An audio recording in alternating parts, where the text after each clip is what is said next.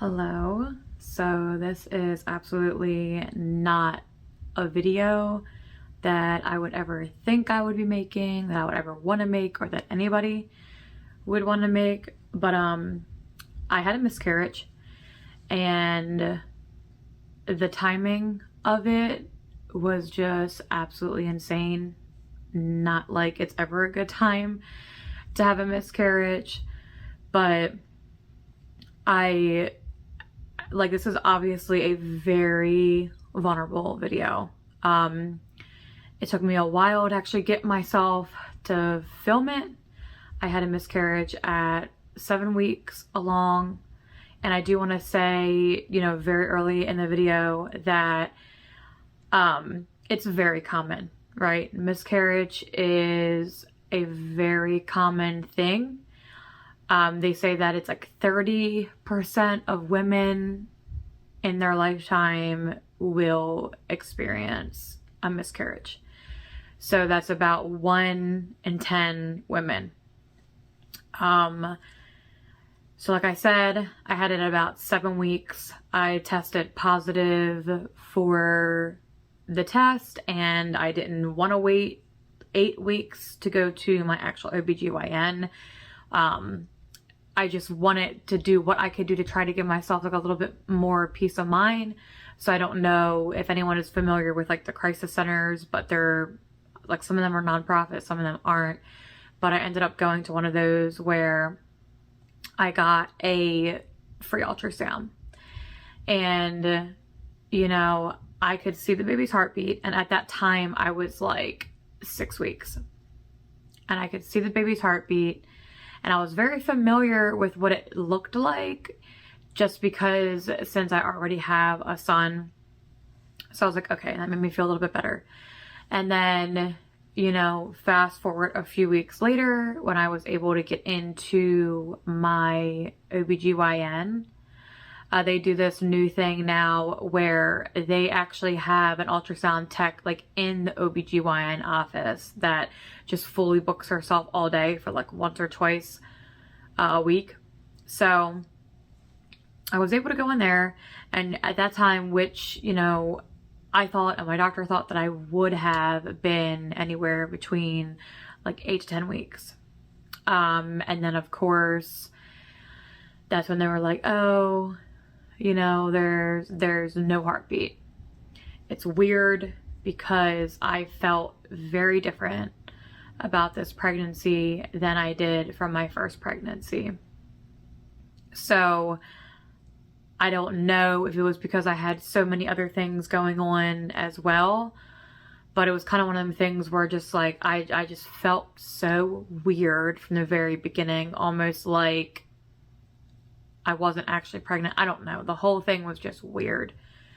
So I went in to the office, went back to the ultrasound room, and of course I'm laying there, and she's getting, prepped to do her thing.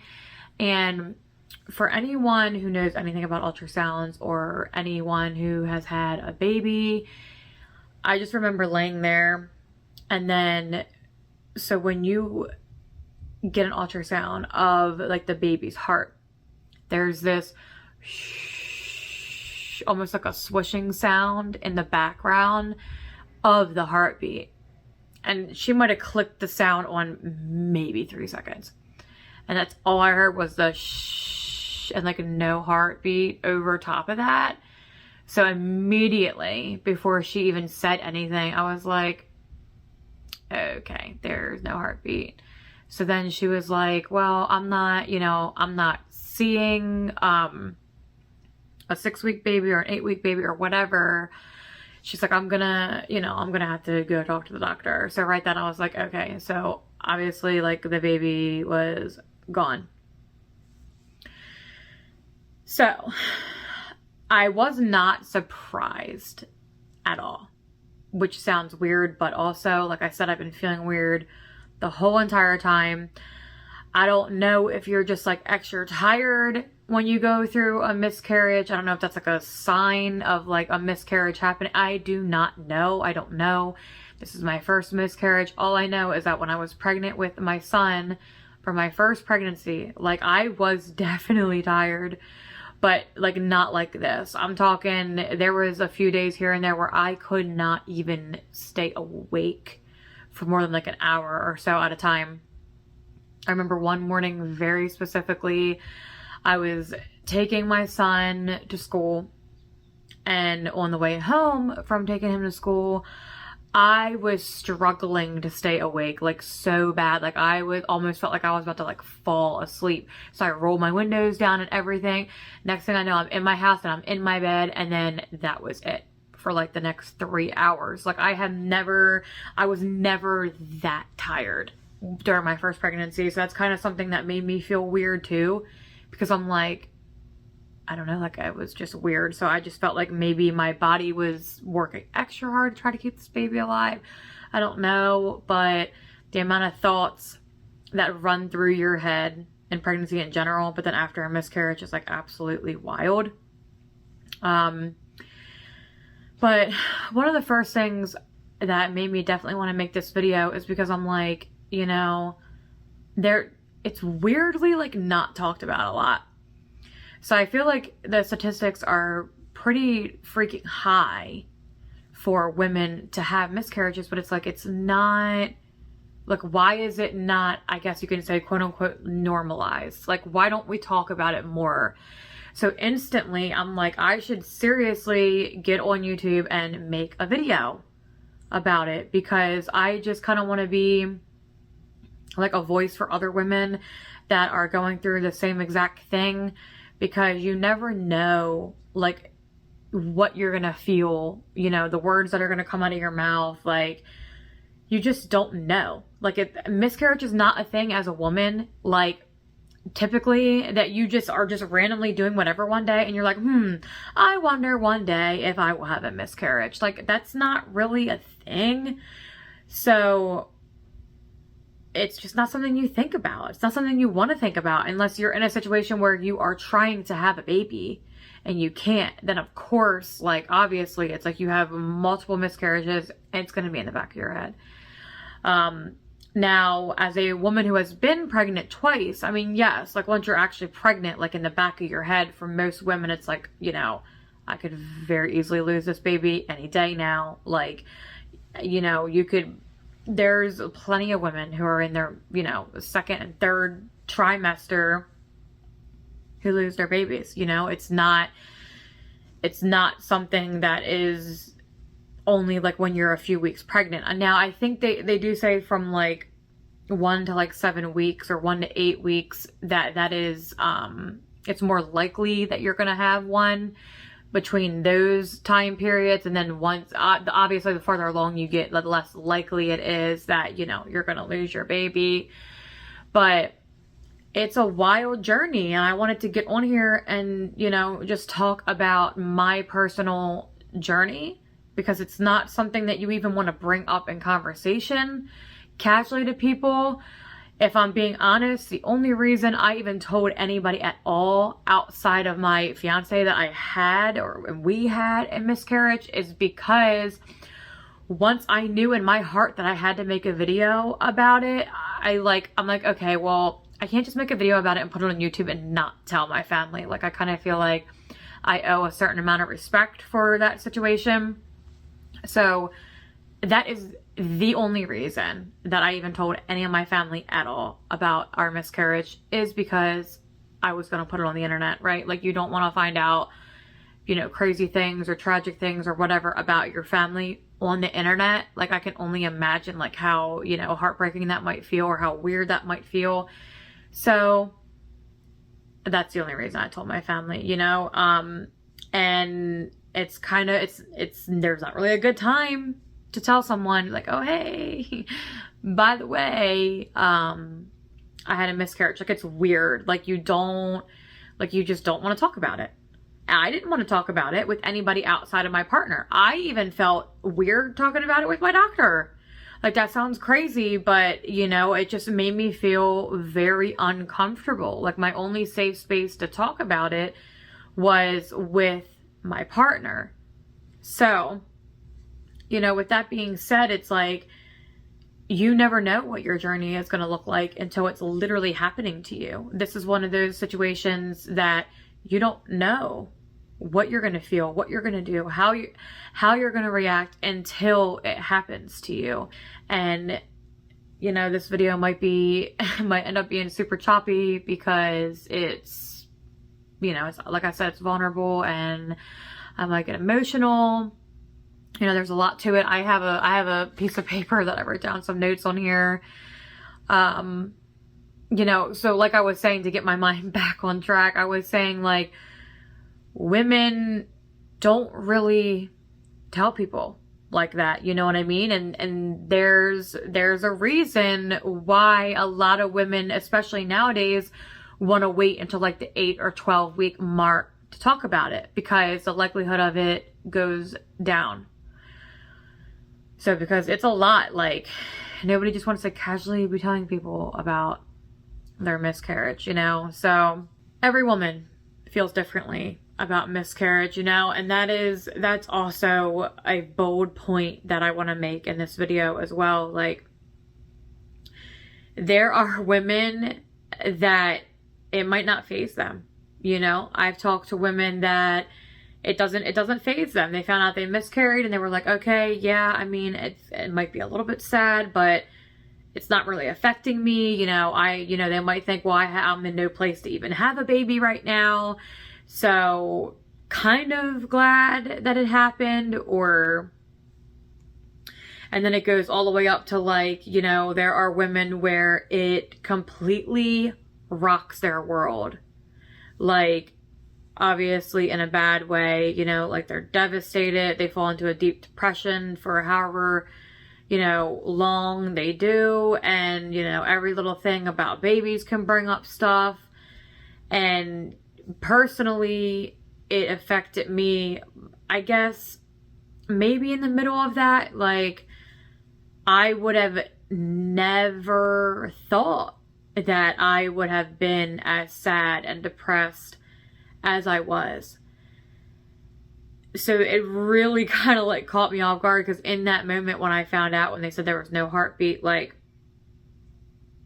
I wasn't sure how it was going to affect me. You know, I kind of tried to push it to the back of my brain, but obviously when you're freaking bleeding and stuff, you know, at a certain point, it obviously is like a constant reminder.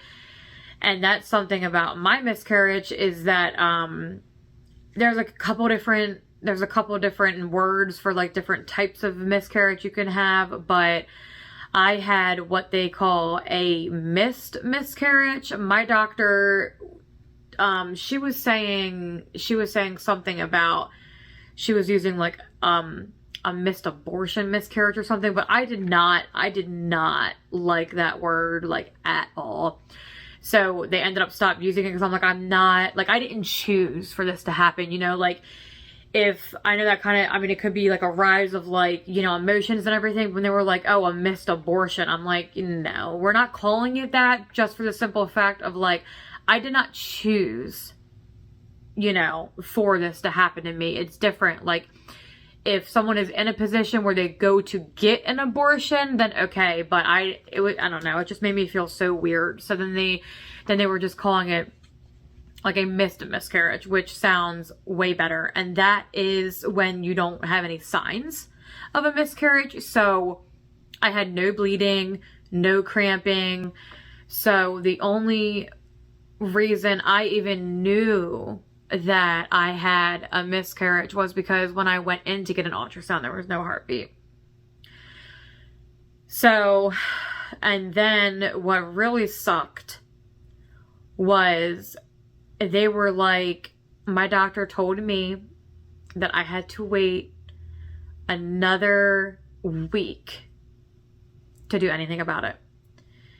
Because she was like, well, maybe you're not as far along as you think, you know, or maybe just this time we didn't pick up on the heartbeat. So I had to wait. So I'm sitting there like, okay, so there's no heartbeat. You guys are 99% sure that this is a miscarriage. Like, I also feel like it's a miscarriage, because I know like how long, you know, it's been since I had a period. And, you know, that can only tell so much too. But also I'm like, okay, so I literally had to wait an entire week. And in the back of my head, I'm like, okay, so this baby is inside of me and with no heartbeat, and I have no choice. Like, I just have to wait. I just have to wait a whole week. And then still within that week, I was waiting to go back for them to do another ultrasound. Still no cramping and no bleeding, right? So they give you 3 different options. You can do, I forget what the pills are called, but you insert them into your vagina. And then a certain amount of time goes by, and basically it causes you to, you know, to dilate, and then your body usually naturally just flushes everything out. And it can take anywhere, you know, from a couple days up to 2 weeks. So I went with the pill option, and it worked like up to like a certain point. And then fast forward to like, you know, later on that night, I was bleeding so much that I was like kind of scared that I was gonna like bleed out. Like, I was not prepared for like how much blood there was gonna be. And I know this sounds crazy, but it, you know, it's what we go through as women when this happens to us, you know. So I gave it a couple hours, and I'm like, maybe it'll slow down. You know, I called my doctor, and for whatever reason, I ended up with like a student doctor. So, and then come to find out, she wasn't even giving me the right, you know, the right instructions or whatever of like what to expect. So I felt like I was literally bleeding out. I was bleeding so much, and I was like, okay, I'm going to give it a few hours. I really don't want to go to the emergency room, but okay. And then the cramps got so bad, like it literally felt like I was in labor, and essentially you kind of are, okay, but they did not tell me like how severe it really was. And then my actual doctor was so upset because of the communication between me and the office and whatever. So I ended up literally going to the hospital that night because, like I said, I seriously thought I was gonna freaking bleed out. That's how bad it was. And then I took like 15 minutes to get to the hospital. I had Milton, which is my fiance, he had gone to Walmart, bought the biggest pad that they sold like on the market, it seems like.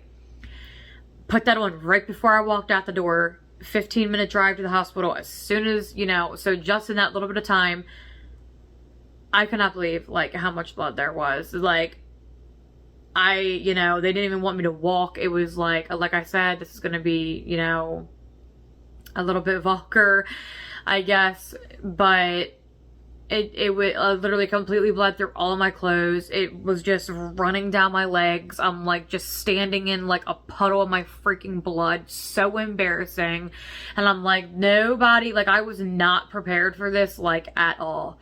And in the back of my head, I'm like, you know, this sounds very dramatic when I'm looking back at it, but I'm like, I wasn't very prepared for like how much you could bleed. So I'm like, okay, so if I go to bed, can I like bleed out in my sleep? Like, I know that sounds bizarre. Now that I think about it, I'm like, no, you're not going to.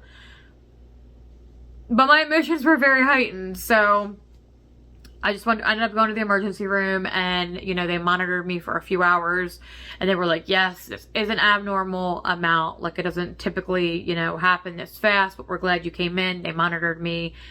I was fine after like 4 hours, and I got sent home. So, and I had so many follow-up appointments with my doctor because it took so long for my body to do something with anything. And then it got to the point where my doctor was like, you know, we need to just do like a D&C procedure because you have been going through so much, like you've been through so much trauma with this already. And let's just do the D&C procedure. But I didn't want to go into the hospital to have it done because they knock you out with anesthesia. You're in there all day. I'm like, absolutely not. Like, I really do not want to do that. I emphasize that.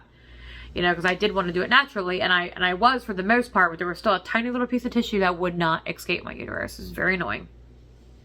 So they ended up doing like an in-office DNC because she was like, a lot of people, you know, don't want to do it or can't handle it. But she was like, based off of what I see and how you communicate with me, she's like, I think you'll be fine. She's like, you'll be fine. So fast forward a couple weeks after that, I go back into my office. You know, they give me multiple different medications, you know. I wasn't even intentionally watching them prep for my procedure, but I looked over and there was like a needle that was like this freaking big. It was like 8 inches long. And I'm like, okay, so that's going on my cervix. That's great. Wish I didn't see that, but I did. So, and then essentially after, you know, they give you a couple different medications and let it, you know, let your body, let the medication start working. Then the actual procedure itself is literally like 5 minutes, and they ended up taking syringes and just getting the rest of it out of my uterus. So you know, after when that happened, you know, same thing. They were like, just watch out for bleeding, da da da. And then of course I still bled for like 10 days after that, y'all. So that's another thing. I seriously, when I'm filming this video, it is March 18th. I had my miscarriage the very first week of January. I just stopped bleeding like a week ago. So I was literally bleeding from my miscarriage for like 2 months. So which is also, I feel like, a little bit abnormal, and that's what took me so long to make this video. But I'm here and I did it. And I really don't think that there's going to be many people that even watch it this far. But I just wanted to be a voice because I even went onto YouTube to see what other people's stories look like for miscarriage. And there was like not very many at all. Not in my search at all. I searched and I think seriously it was definitely less than 5 videos that I saw. And again, you know, it could just be the time that I searched or whatever. But I don't blame people for not wanting to talk about it. You know, it's a lot. And depending on what else you're going through in your life, you know, we had a family member pass away on Christmas Day. So that was already very, very rough, like on everybody to begin with. So like I said in the beginning of the video, like the timing. So I found out about my miscarriage literally just within like a week or 2 after a huge, you know, traumatic passing within the family already. And I mean, obviously there are certain things like this, like miscarriage, that you will never forget. You won't know why, right? Because unless some crazy things are going on, you know, like you were physically harmed or, you know, you were taking some type of substance or whatever. Like, so outside of things like that, you don't really know why, you know, your body kind of just naturally rejects a pregnancy that, wouldn't be healthy otherwise. There's always positive things and very, very dark times. It's just weird how much stuff that it seems like so many people go through like at one time. And I would be lying if I said that this did not affect me mentally and emotionally like bad for like probably about 6 or so weeks. Like just over the past few weeks, I'm starting to feel myself again.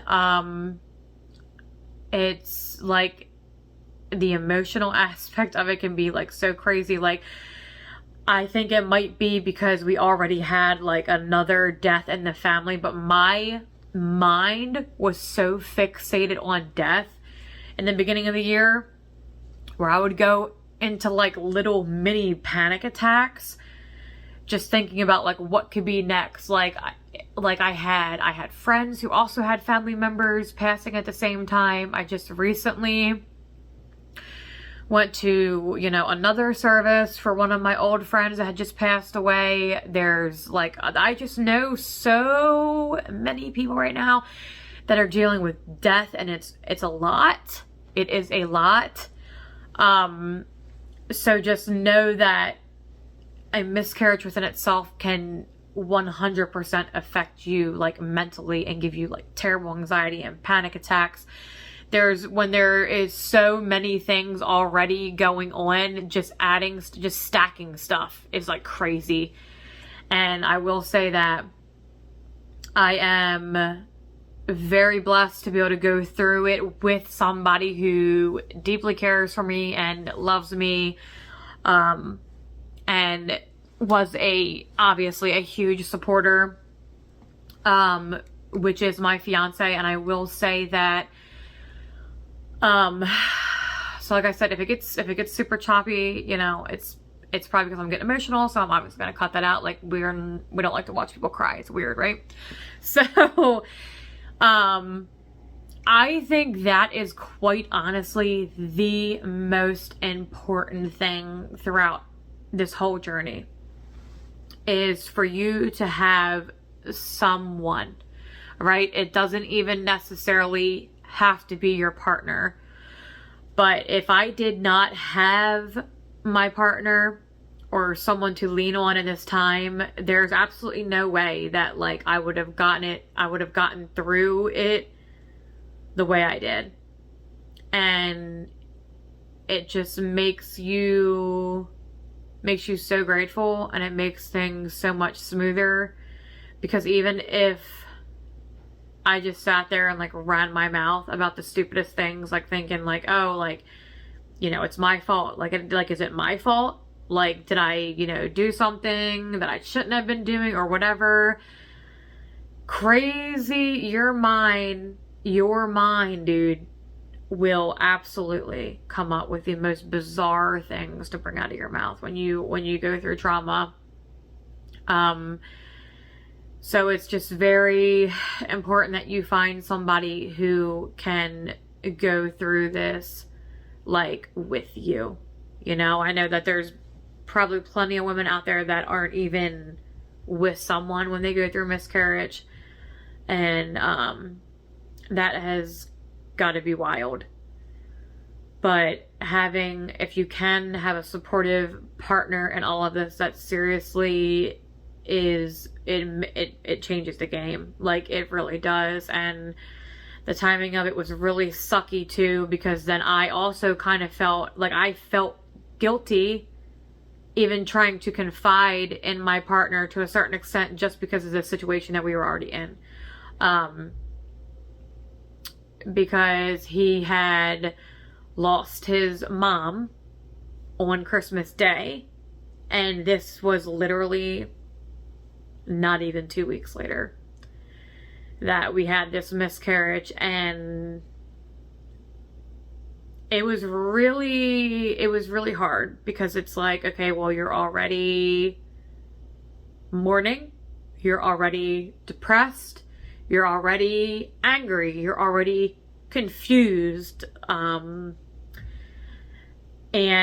especially as a man, I just feel like automatically there's just so much more like pressure on them for certain things. And it's like, so that kind of caused it to be a little bit harder to get through it, just because of that, right? Because it's like, you know, you're already going through the mourning process with your mom, and now we lost a baby, and now, you know, I didn't want him to, I felt like guilty for him to have to deal with the added like emotions and stuff that I brought to life in that moment. And, you know, I know it's not my fault, and I know I didn't ask for it, and I know neither of us, you know, obviously wanted that to happen, but it's kind of just the way that life crumbled. But And he still found a way to be supportive, you know, because like I said, a lot more stuff just falls on men. I do believe that they are the rock, and I like to deal with so much at one time like that. And then obviously women just by nature are more emotional and more problematic. It's just mixing all of that together was like a lot. And I kind of almost just felt like, you know, us going through this miscarriage kind of was like volcanic in a way, because I'm like, he never did anything or said anything or acted a certain way to make me feel this way. But I'm like, it's just like terrible timing. Like, it made everything worse, you know, just by nature, because it's like, how do you even go about that? It's like, you know, because everybody's already mourning about stuff. Life just really sucked for everybody, right? Like, it was just really shitty. And then here comes something else. Surprise! So I'm kind of like, okay, at what point, you know, is he just going to absolutely freaking explode? Because there's so much already. But a supportive, amazing partner will make it 100 times easier. So please, like, do not hesitate to confide in your partner. I don't care, like, how stupid, like, your thoughts and stuff might be or might seem to you or whatever. Whatever is going to help you grieve, do it. You know? Like, there was some things that came out of my mouth, like, about the situation that I'm just like, wild. Like, your brain does some crazy things. So all of that rambling about the emotions and everything, no matter what stage of life you're in or what you want or what you don't want, as always, like, I always just urge people to validate your feelings. Like, it does not matter what anybody else says. If you slip into depression and your anxiety heightens and you know, you're panicking or whatever, validate every single feeling that you have in this journey, because I promise you, it'll help with the whole process. Like, it really will. And that's another thing too that I did not let myself do. I'm like, I'm not comparing myself to other people. I don't care if 1 million women have miscarriages and they don't care and they move on about their lives and never think about it again. Or, I know that sounds extreme, but I'm just saying, it doesn't matter what other people are going through in life. It has nothing to do with you, essentially, with how you feel about stuff that's happening to you. Like, at 30 years old, at this point in my life, I'm like, if all that happened to me, quote unquote, was a miscarriage, and you know someone who just had their best friend die and their dog and they got fired, I'm not going to sit there and be like, oh, well, I shouldn't be sad. Yeah, you should. Yeah, you should, because that's your life. Those are your emotions. So I am so past that at this point in my life. Like, I don't listen to what people say that I should feel or how I should feel. Oh, well, at least you didn't have 4 miscarriages. Oh, well, at least your baby wasn't 7 months old and you know, and whatever. You know what I mean? Like, I ramble quickly. Make it a point to validate your feelings through everything, you know. And I will probably say, like, if I did end up having another miscarriage at some point, you know, I don't know that I'd go running to a whole bunch of people and telling them, you know, I don't know that I would make another video. There's just a lot of things that, like, I just don't know. And I also felt like I really didn't think that it would affect me the way it did, just because we weren't trying to have a kid. It kind of happened. So with that being said, I felt like it wouldn't affect me that much, because we weren't actively trying. to have a baby. So I'm like, in the back of my head, that's something else that I kind of tried to help with my grieving process, is that I was like, oh, well, you know, I feel like since I wasn't trying to be pregnant, like maybe it'll be easier to get through. And I just don't think that's true for everybody, you know. The way I felt and the way I dealt with it, mentally, emotionally, physically, like there was even some days where I didn't even want to get out of bed. Might seem extreme to some people, and that's fine, you know, but you just don't know, and it can literally happen to any woman that gets pregnant, and you have no idea how it's going to affect your life and your mental state until it happens.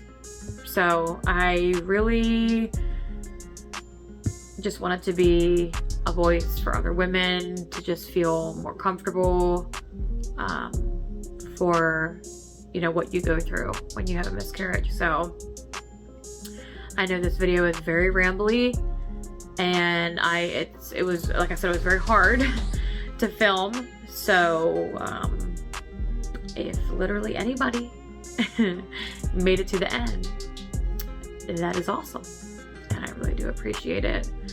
But as always, just remember, whoever you are and wherever you are, please remember to be kind.